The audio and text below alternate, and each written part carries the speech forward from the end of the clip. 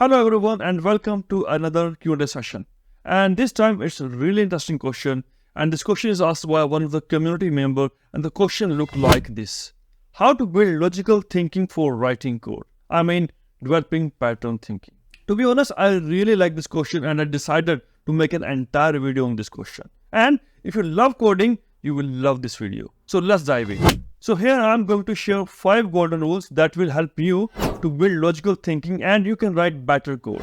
And it starts with masters the basic. If you have ever seen a construction site, especially when they are laying the foundation for a building, you will notice they dig deep into the ground. This is because the foundation must be strong. If foundation is weak, then it can't bear the load of the building. If foundation is strong, you can make multi-story building on that foundation. The same principle applies here. You have to master the basics. It all starts with a solid foundation, not just any base, but a strong one. To build a strong foundation, you must understand the basic data type of a language, the basic data structure, their capabilities and their limits. Knowing exactly what they can hold, their upper limit, their lower limit. It's important and you cannot overlook this concept. So if you ask me what is the most important thing that helps you to make a strong base, then I will say 2 simple things. The first is data structure. Understanding int, float, string, array, list, stack, quiz, etc. are really important. And the second key point is fundamental of basic programming language. For example, concepts like variables, loops, conditions, functions, and recursion are really important. And the second golden rule is break down problems. Imagine you have a jigsaw puzzle with 1,000 of pieces. At first look, it seems overwhelming, but you don't have to tackle the entire puzzle at once. Instead you deal one piece at a time. First you deal with one single piece and then second and then so on. The same approach you have to use in coding. And this approach makes the task more manageable. So next time when you face a big complex problem, just try to break it down into smaller, multiple manageable chunks. As I mentioned earlier, this process not only simplifies the problem, but also reveals patterns and connections that might not be immediately obvious. Let's say someone assigns you a project, library management system.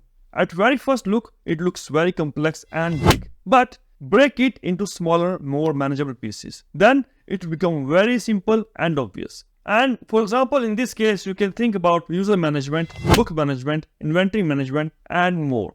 So these all simple components will make a library management system. Not only this, you have to divide these modules further down. For example, in user management module, you might have user registration, user authentication, user role management, and more. And then further, you have to divide these modules into more manageable chunks. Hope you get the idea. Now let's jump to the third golden rule. Develop algorithm thinking. Think of coding like planning your journey. You need to know the destination, but just as importantly, you need a map to guide you there. And algorithm thinking is your map in programming. It's just about breaking your journey into small, more manageable chunks. For example, you can use tools like flowchart or pseudocode to map your programming journey. This helps you to see the entire journey and ensure you don't miss any critical step. Now let's take an example to dive a bit deeper into this point. How you can think algorithmically. So let's say you have a problem. We have to swap 2 numbers. How we can use algorithm thinking here? First, as I mentioned, you have to use flowchart or pseudocode. In my case, I'm using pseudocode. I'm writing the steps how I can swap 2 different numbers. Here I'm assuming there will be a function with name swap and it accepts 2 parameters a and b. Then I will introduce a new variable temp and assign variable a to it. Then assign a to b and finally assign b to temp and return the numbers. Again, this is the first iteration. Now you have to think yourself. You have to ask right questions.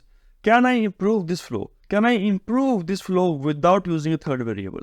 And trust me, you will come with many other solutions. And it will come by practice. And this is exactly my next point is practice, practice and practice.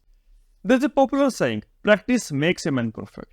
And trust me, there's no alternative of practice. So for a second, let's go back to the previous problem which we just solved.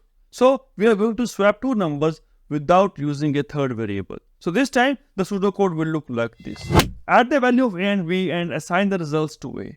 Then subtract the new value of a by b and assign the results to b. Then subtract the new value of a by b and assign the results to a. So this is another way to solve the previous problem. But trust me, there are multiple ways which you can use to solve the same problem. And it all happens by practice. And I have a pro tip for you. Dedicate time to regular practice. Make coding a daily habit. Allocate specific time slot in your schedule for coding practice. And trust me, you will see the results. And the next point is iterate and improve.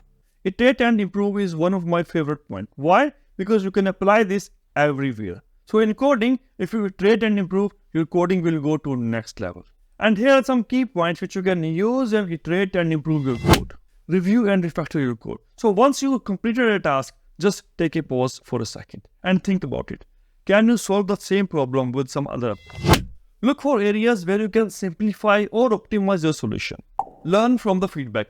Actively seek feedback from mentors or thorough code review. And trust me, I am here to help you. Join the community link in the description. It will help you to stay with like-minded people and you will get constant feedback.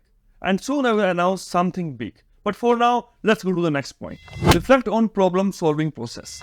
After solving a problem, reflect on your approach. Identify what strategies worked well and what did not. Do you remember in this video we tried to solve the same problem with two different solutions? Trust me, still there are two or more ways we can use to solve the same problem. Can you think about it? Just give it a try. In case you want me to cover your question or your comment or feedback, please feel free to ask me in the comment section or drop me an email. Remember these lines. Your future is not written yet. You have to write it. So, write it beautifully.